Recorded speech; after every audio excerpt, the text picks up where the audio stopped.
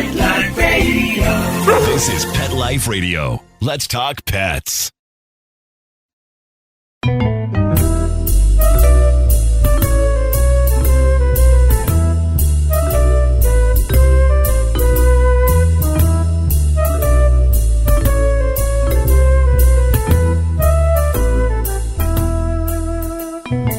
Hello, cat lovers, and welcome to Cattitude. I'm your show host, Michelle Fern.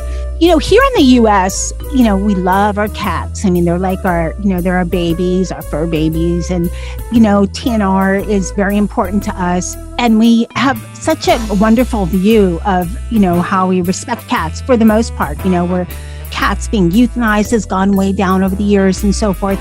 But it's really interesting when you step back and take a look at how another country views cats, because it's not the same. Feline views are not the same all over the world.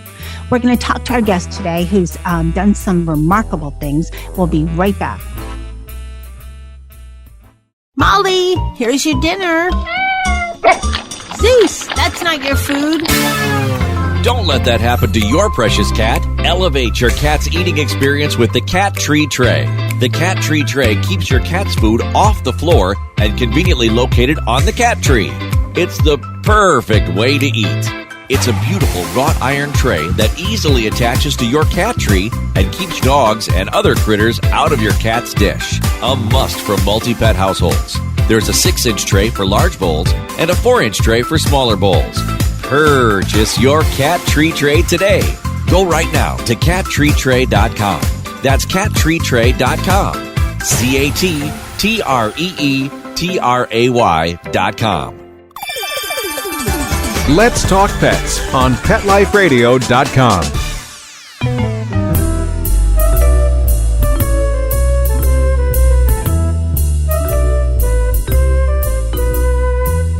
Welcome back, everyone. I'd like to introduce Julie Kelley.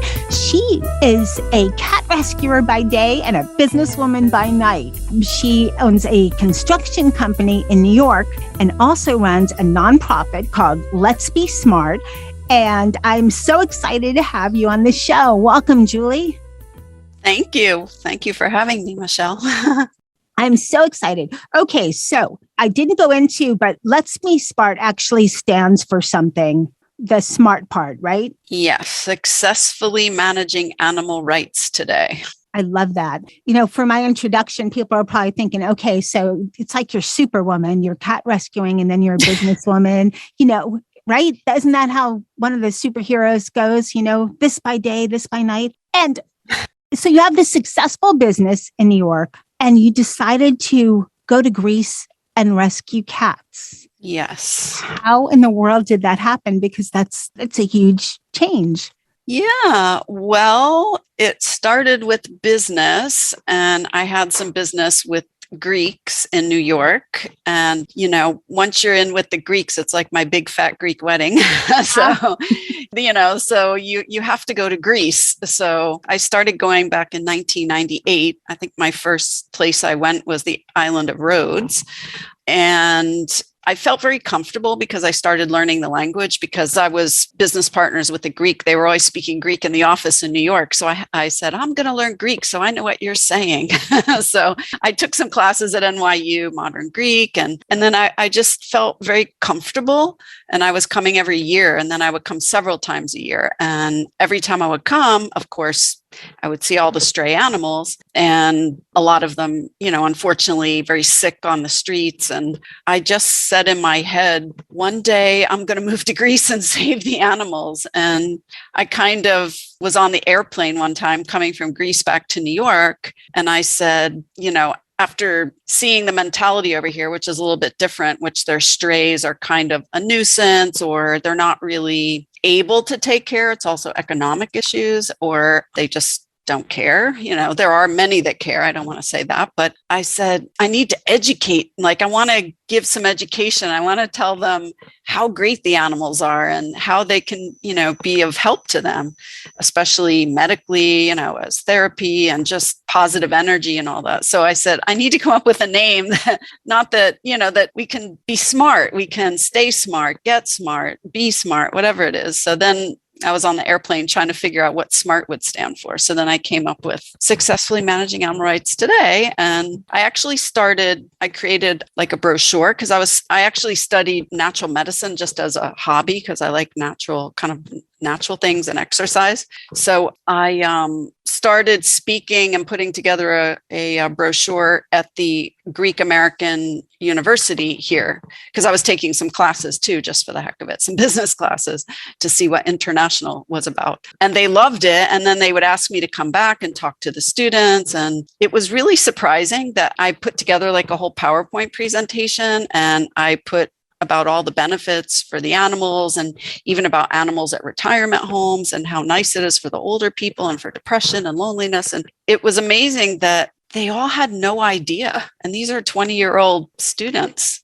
So obviously this is all in Greece at the Greek American University in Greece. Yeah, it's called the Hellenic American University. Okay. And so I just got inspired by that. And that's more what I was planning to do. But then, you know how it goes, the pregnant cat in the neighborhood, and I see dead kittens all the time. And I said, I can't let you have your kittens anymore outside. And so I rented an apartment. It was the cat Tori, let her have her babies at the vet's office. And when they were old enough that they came to this apartment and the shelter kind of started, like that was back in 2011. So then, okay, one by one, and there was a lot of cats in there.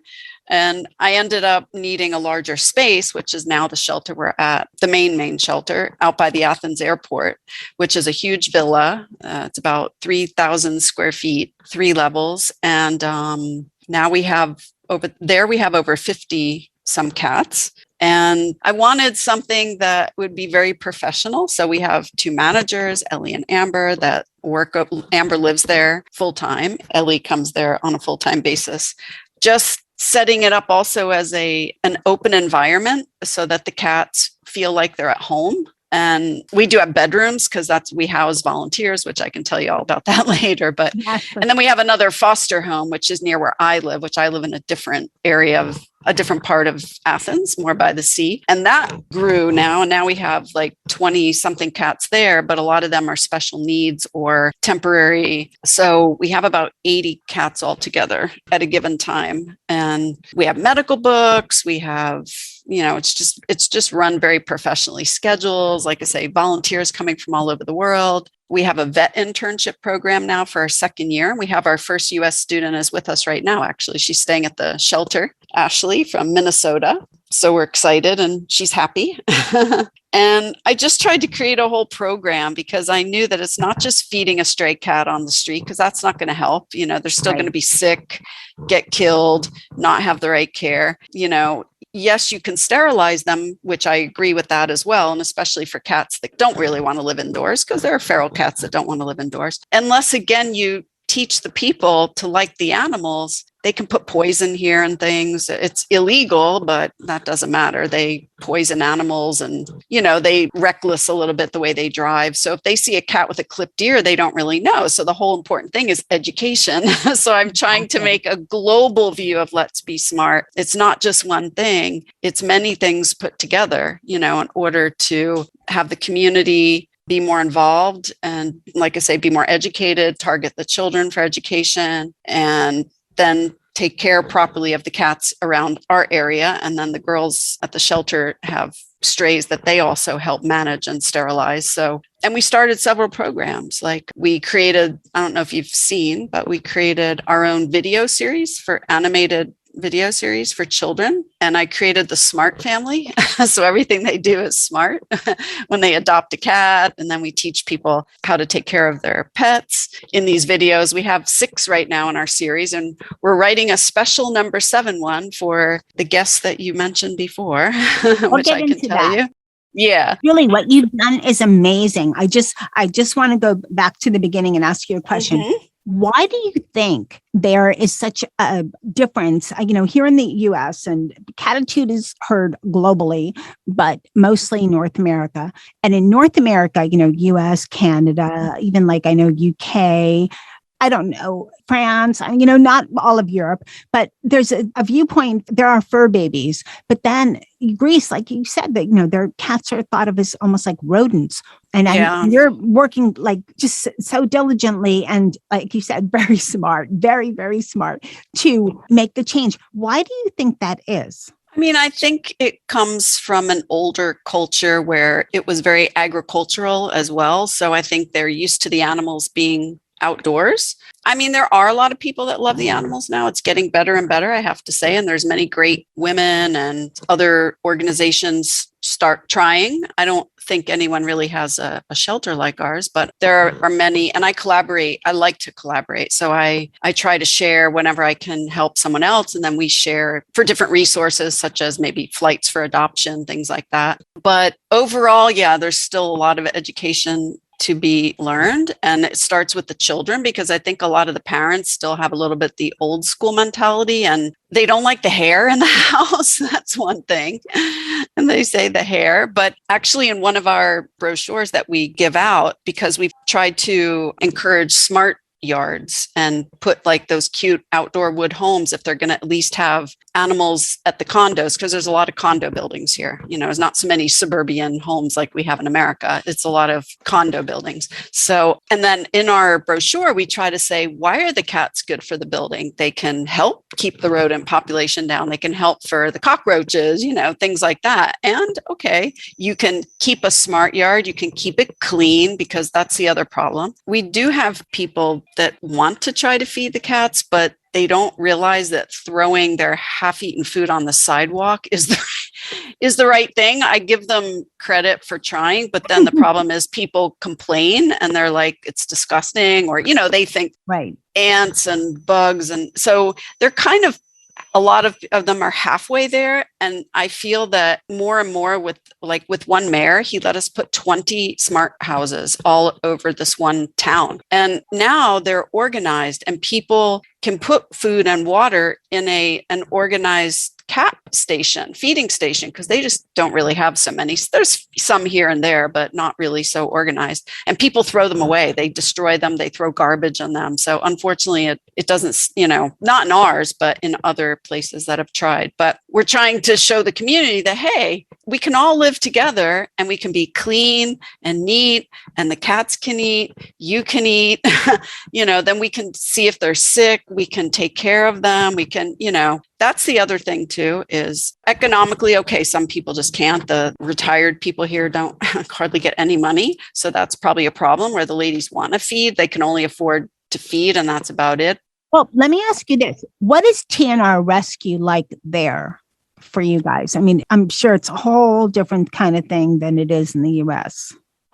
They are doing it. There are some people that are more active. In fact, again, when we talk about the other person, we're going to be honoring one female and male TNR king and queen here in Greece. One of them is actually a police officer. And so he is saving the people by day and trapping cats by night. His name is Alexis. Yeah, he's really nice. And then there's a lady named Maria, which we're also going to be doing an event with her when everybody comes. And she's pretty active, but there's some people in northern Greece, there's a girl, and, there's a few that are known and they're trying. But again, nobody has funds here. That's the other problem. The government doesn't really even help. Nobody gets help. So everybody's trying to do what they can on limited resources. This is the other big problem. So they know about it. It's starting to get more popular. There's also a couple organizations, like there's one called 9 Lives. She doesn't have a shelter, but she's also British. So she knows more about that. And they do a lot of TNR in downtown Athens, where we do it in my area and out where my shelter is, which are completely different areas from downtown Athens. So it's getting there and they're starting to realize, and the more you educate the public, like in one of my video series, we talk about how one cat can end up, there could be 2,000 cats from one pregnant mom. So once you show them these charts and they get a perspective, nobody's taught them this before. Nobody has really explained this to them. So it's just, they need more awareness, I think, about giving the animals a little bit more importance. Right. Like I say, there are people with pets. There are people walking a lot of dogs. Even in my area, I see a lot more dogs than I've lived here 16 years. So definitely there's an improvement, but it still needs more education and the younger kids. Exactly. It also sounds like what you're describing. And when you mentioned that the government's entirely different, of course, and limited resources for so many folks, is being a pet parent kind of like a bit of a luxury in Greece? Maybe. I mean, it depends if they want, some of the people want only breeds. So yes, like sometimes they feel that the stray is dirty and then they want to get the breed. But I think, again, little by little, that's changing. And I saw a couple of our stores, the pet stores, stop selling puppies and cats from their stores. So I don't know if that's a law. I know in some of the European countries, they've changed that so that you have to go to like a shelter or a registered breeder. Yes, I know that some of the states have done it. California, I know, and I think New York, not all, but right. So hopefully. I think, so some do want that, but I think little by little, and I think it's interesting because I think when they see what we've done with the cats and how we've nursed them, because some you can't even imagine the way they looked before were half dead. And then, we turn them into these perfect, beautiful kittens or cats. I think they feel when they get them from our organization, they've had the proper care that they wouldn't have known what to do. You know what I mean? Like, yes, exactly. And they wouldn't have probably taken it to the vet because they don't have the money to pay the vet bills. And that's the other problem. So they can tend to leave them more on the streets sick, right, because they can't afford to take them. And no government really helps very much. There's no humane society that has lower costs in Greece. Nothing like that. Not really. I mean, there are some vets that will help and say they'll give us a special price and they'll give some other organizations a special price. Or, maybe if you were friendly with them, they'll give you something, but there's not really anything organized like that. They don't really have a lot of shelters either from the city, which is probably better because I don't think it would be in the best condition. So a lot of people are on their own. A lot of people are trying, with dogs or cats, and it can be very difficult. We're going to take a short break and come back and talk about some exciting things that you have up and coming with S.M.A.R.T. So I'll be right back. Max, a 9-year-old rescue cat, was struggling to get up the stairs. I tried Antinol, which is a natural, super potent pet joint and well-being supplement that has enhanced the lives of over 2 million pets worldwide. In just 30 days, Max's recovery has let him race up the stairs. Start Antinol daily and see your dog or cat's mobility comfort improve in just 30 days. Guaranteed. If you want to be proactive about your pet's health and wellness, Antinol is an effective way to help prevent mobility discomfort. And check this offer out. You're not going to believe it. It's fabulous. Free shipping on your first order and a free bonus pack for the first 15 days to give optimal results and a 100% money-back guarantee. Start your pet's mobility makeover at Antinol.com. Keep happiness in motion. Let's talk pets. Let's talk pets On Pet Life Radio. Pet Life Radio. PetLifeRadio.com. Welcome back, everyone. We're talking with Julie Kelley, the founder of S.M.A.R.T. I am so excited because now S.M.A.R.T, from looking at your website, I know you have various fundraising events, and we talked about one earlier in the show, but you have one coming up in May called Wrap to Trap. And you have if I could do a drum roll, I don't know, maybe Mark Bonin, right? Not musical. Anyway, the Trap King, Sterling Davis, who is a big proponent of TNR, is going to come to Greece to do this event. So can you tell us about this event and then just an overall snapshot of your events that you have? Yeah, so we're super excited. We saw him in probably some YouTube videos or something like the beginning of 2021. And we said, let's contact him. I'm sorry, The Cat Rescuers on Amazon. Was he in that one? Not the cat rescuers, but interestingly, I know the producer of that that documentary.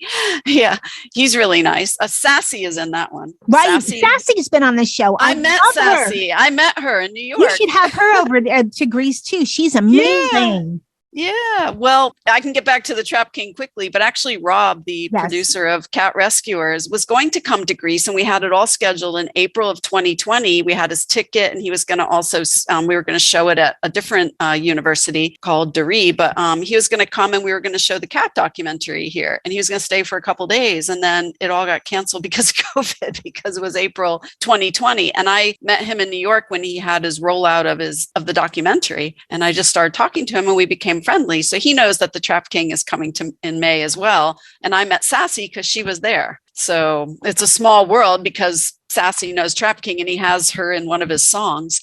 Oh my God, that's great. It's so funny. Yeah, the world is just so small. Yes. And he's worked with Nathan. Oh, I can't think of his name. The Trap King and Nathan, the Cattitude or something. Have you met him? I haven't met him. I've met Sterling because I met him in October of this past year. He just happened to be near where my mom lives in North Carolina. So I was able to meet him, and we met in person and got along really well. He's amazing.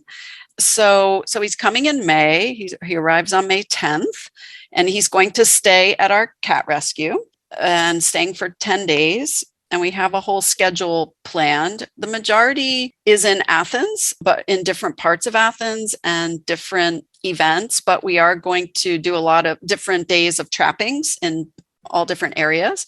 So he's going to get to meet the different people that work in those areas. We're going to do some events with children so he can talk to the children. And then we do a lot of arts and crafts, which also kind of corresponds with our video series that we can now show in all the Greek schools because we have that approved from the Ministry of Education. That's kind of the superhero comes in, and we try to make the kids superheroes. So as I was saying with the Trap King, we're creating our video number 7, which is going to specifically be about TNR.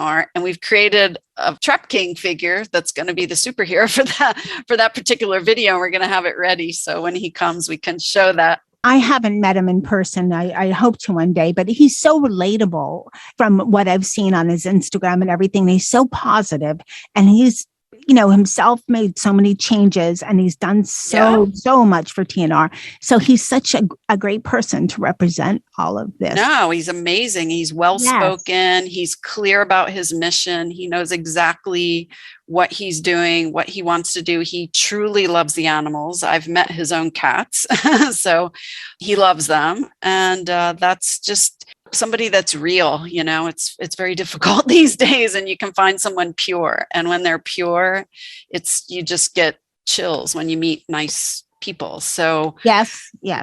We're really excited with him. He's going to get to go on a special trip to meet some monk seals that are endangered. And there's only like 600 in the world or something. And we're going to go take him, and Mary is coming, his publicity manager. And we're going to take him on a trip for there. We're going to take him in downtown Athens so you can see the Acropolis and work with some of the girls that feed the strays around the Acropolis, and also 9 Lives, that they take care of a lot of the animals around the Acropolis.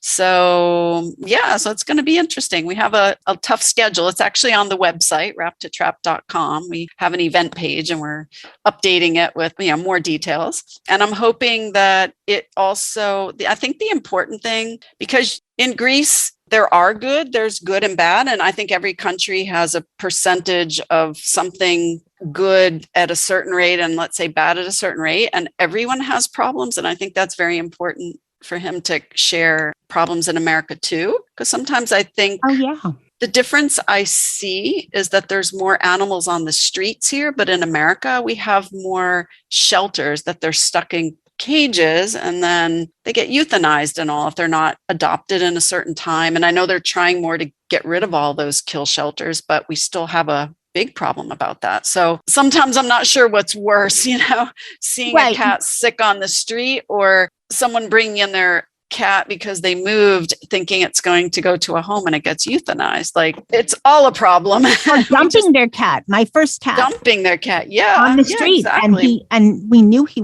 knew the sound of the refrigerator. So he knew what being in a home was. So Oh. by no means do I think here in North America we're perfect, but you're right. We have a lot of advantages when it comes to, we have so many shelters. We have a lot of, people that take it upon themselves, do TNR, and are fortunate enough to be able to do that or mix it in with their day job. Like you said, there's just challenges both ways, and Right. it's just nice, I think, for people, our listeners to get a perspective of what happens in other countries. Exactly. Here, and, you think about one thing in the US because that's what you're used to, but that's not, cultural differences are everywhere, including with our animals. Okay. You have a lot of great information on your website. So can you share your website so that people have a chance to go to your website and, see what you have going, and they can donate or, educate themselves, educate their children? Yeah. So the website is letsbesmart.org, and that's the main US site. And then you can click on the Greek campaign, which takes you to the Greece site, which is letsbesmart-greece.org. And on the Greece site, you can see a lot of our missions with the education, more of the educational programs, and all the shelter cats and their stories. And, something interesting we do here, which it's very interesting that the people love it, is every month we try to honor a business over here that is somehow animal friendly. If we find out maybe they're feeding some strays, or they help us with, let's say, the print shop that loves printing all our t-shirts, and they're really nice guys, and they give us a good price because they know what we're doing. And every month we issue a S.M.A.R.T award, and then we put it on their window of their business and give them like some gifts, and they're really excited to get these awards. And I think it's really great for the community, because then because what I'm trying to do here is get communities more involved, where they're not just going, oh, the government has to pay for that. You know what I mean? That's kind of more here. That's very clever, Julie. And it's such a great idea. Yeah, and they like it. In fact, we gave one to one business. I think it was a photo shop. Yeah, it was a photo store, because we had to get some photos for something there. And they had a couple cats kind of inside the store.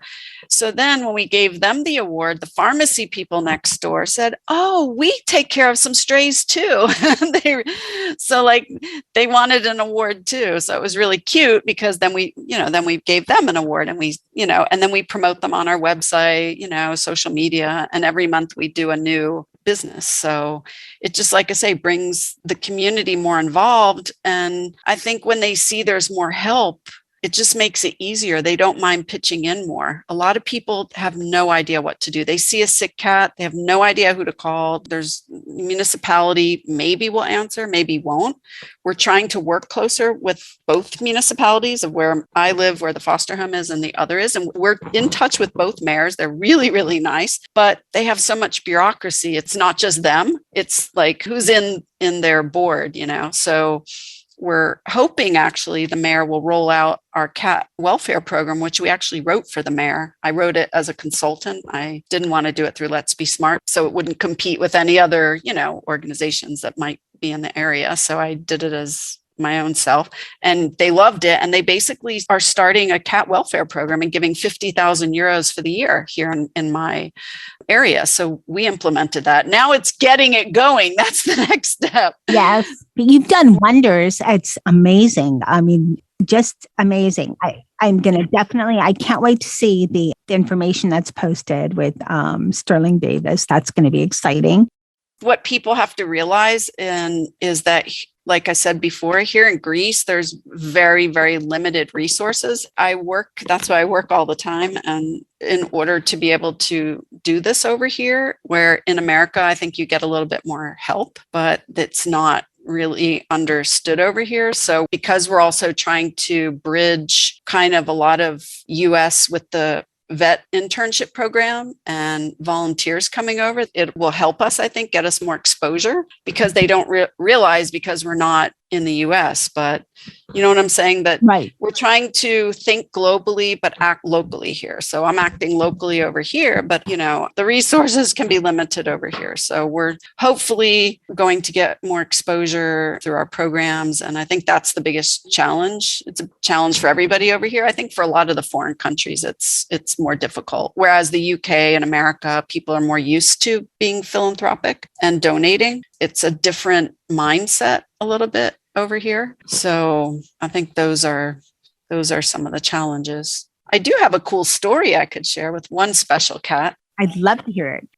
Because it involved me personally, and it's just interesting. I was going to read something, but anyway, so what happened is I always go to the tavernas to get my Greek food and I bring it home to eat because I'm always working. So I had just picked up my food and I'm sitting at the traffic light and I noticed next to the curb a cat and I thought it was dead. So in my mind, I was like, oh, another dead cat, And then all of a sudden, because I'm still waiting, I thought I saw the eyes move, So I'm like, am I imagining that? So I get out of the car and she was alive. She just couldn't move. So she hissed at me.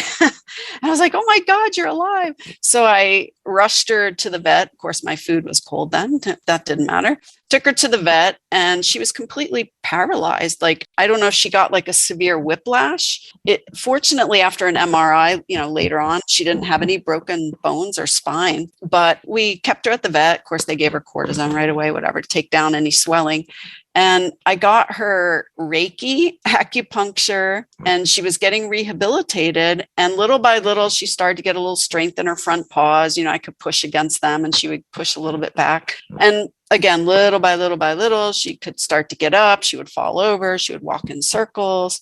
But after probably 8 months of rehab, we brought her to our foster home. She could walk perfectly. She did have some polyps, so we operated those out of her ears. And she basically recovered 99%. She has a little bit of a wide spread of her front paws. But anyway, I called her Missy because she was almost missed on the road. And now she's been adopted. She's been living in the UK for probably, I would say, a year. So we have a community group, Let's Be Smart community group on Facebook for our adopters and our volunteers so that they can follow cats maybe they slept with or hung out with. And then our adopters can share photos and we can all see how our cats are doing.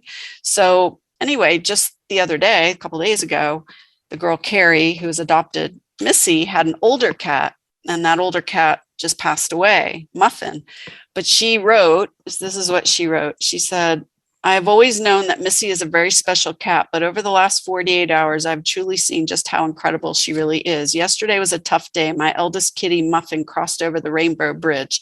The 24 hours leading up to this, Missy did not leave Muffin's side. He was even sick on her, and she still stayed snuggled up to him, knowing that he needed her. I've been broken since he passed, and Missy has not left me for a moment. She has been licking the tears from my face and cuddling me constantly. And she said, Missy, I don't know what I would do with you. You're honestly a cat in a million. So it's like magical. Like she just sensed everything. And it's for me to like just know that this cat is like so happy in an amazing home and that she just did that is like, just gives you that whole, positive. Yeah, it's like it was meant to be, and just noticing and being there at the right time, the right place. Exactly. It's amazing. Yes. Yeah, it's just story. Wow. It's really amazing. We did make a video for her too before she was adopted. So you can actually go to our website and under our adoption page, we have success stories, and on her page, you can watch a little video and see how she looked. And it gives a lot of the photos when she couldn't move except for her head. That was the only thing she could move. But it's just amazing, like how incredible they are and how they just don't complain and they just keep trying and trying and trying, Yes. When you let them in, when you let the cats in or, the dogs in, we're Cattitude. So cats, let them in. Animals, they give you so much that it just can't even be describe. Something There's no word spiritual. for It's it. something Right, very spiritual. They're spiritual. like little angels. I feel like they're little angels, and they can stay with you. I had a cat come into my dream and warn me about my other cat. I can't even, it's just, I've had incredible stories about cats. Or I think of a cat that I haven't seen. All of a sudden the next day I see it walking on the street. I'm like, that's so weird. I was just thinking about that cat. It's just, and I've had cats my whole life. So I've had, I'm on like my third round of cats, So I grew up with cats. My family had cats and I love them so much. Let me ask this. Did you ever think while you were even, okay, let's say past growing up, but when you were studying in Greece, whatever, that you would be over there in Greece and have with this amazing organization that is doing so much for cats in Greece? Did you ever think that would ever come to fruition? You mean when I first wanted to come to Greece or before I knew about Greece? Maybe, while you said you had cats all your life and loved them, did you ever think you'd be in another country doing these amazing things?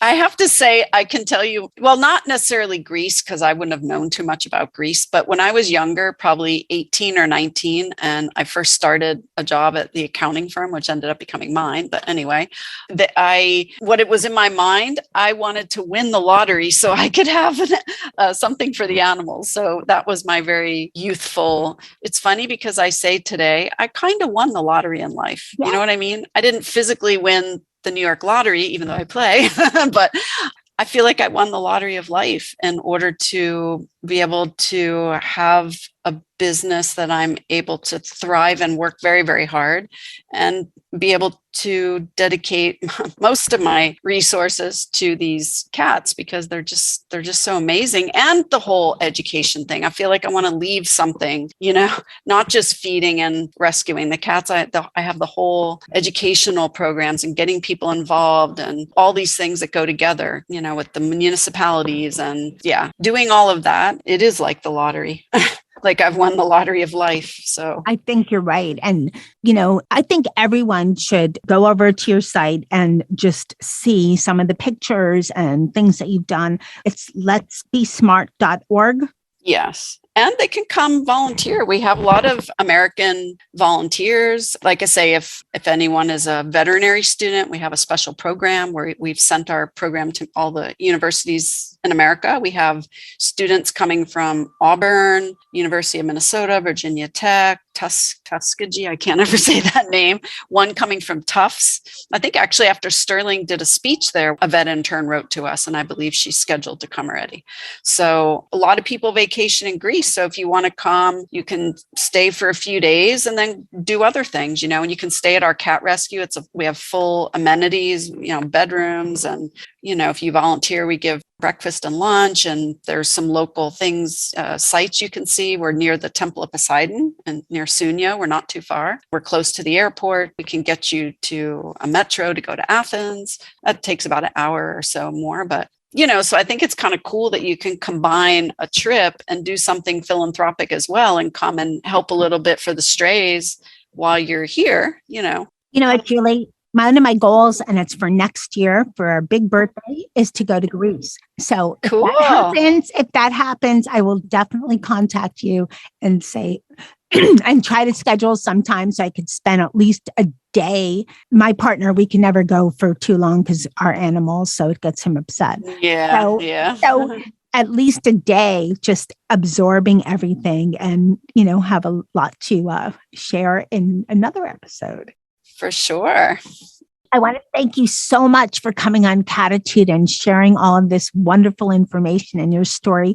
You are an amazing woman, and what you've done is incredible. I mean, it's mind-boggling because there's so much involved, so many roadblocks, and it sounds like you've just blasted over most of them. So, huge congratulations for everything you've done. And I know you're not stopped. I mean, this is just part of where you're headed.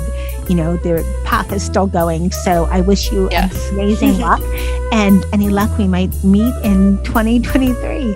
Yeah, thank you. I want to say a huge thanks to Julie Kelley for coming on Cattitude.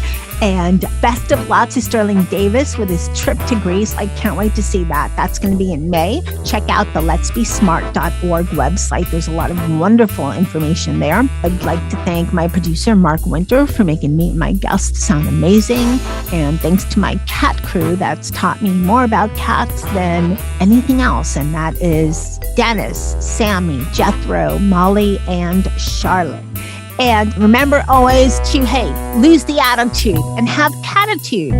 Let's Talk Pets, every week on demand, only on PetLifeRadio.com.